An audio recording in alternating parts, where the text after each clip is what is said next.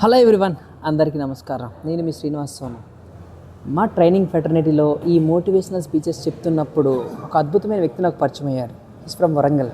ఆయన మాట్లాడుతుంటే ఆయన ప్రాస అవ్వచ్చు, ఆయన మంచి కొటేషన్ నాకు బాగా నచ్చుతాయండి.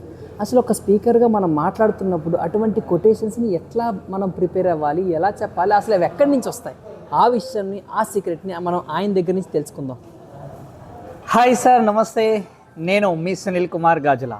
వేటలో ఉన్న వేటగాడిని, ఫామ్లో ఉన్న ఆటగాడిని, కొటేషన్స్ చెప్తున్న మోటివేషన్ స్పీకర్ని ఆపడం ఎవడి సాధ్యమూ కాదు. కాబట్టి ఎప్పుడైనా సరే మనం మాట్లాడుతున్న క్రమంలో ఏదైనా ఒకటి చెప్పాలి అనుకుంటున్న క్రమంలో దానికి సంబంధించిన ఒక అద్భుతమైన కొటేషన్తో దాన్ని ప్రారంభించబడినప్పుడు ఆటోమేటిక్గా ఆడియన్స్ అటెన్షన్ గ్రాప్ చేయడానికి ఆస్కారం ఏర్పడుతూ ఉంటుంది.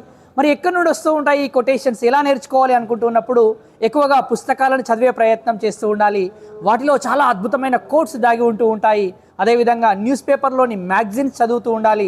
అదేవిధంగా న్యూస్ పేపర్లోని హెడ్లైన్స్ని చదువుతూ ఉండాలి. ఆ చదువుతున్న క్రమంలో మనం చెప్పబోయే టాపిక్కి సంబంధించి ఆ హెడ్లైన్స్ ఎక్కడ ఉపయోగపడతాయి, దాన్ని ఏ విధంగా మార్చుకోవాలి అని తెలుసుకున్నప్పుడు ఆటోమేటిక్గా అద్భుతమైన సొంత కొటేషన్స్ తయారు చేసుకోవడానికి ఆస్కారం ఏర్పడుతూ ఉంటుంది.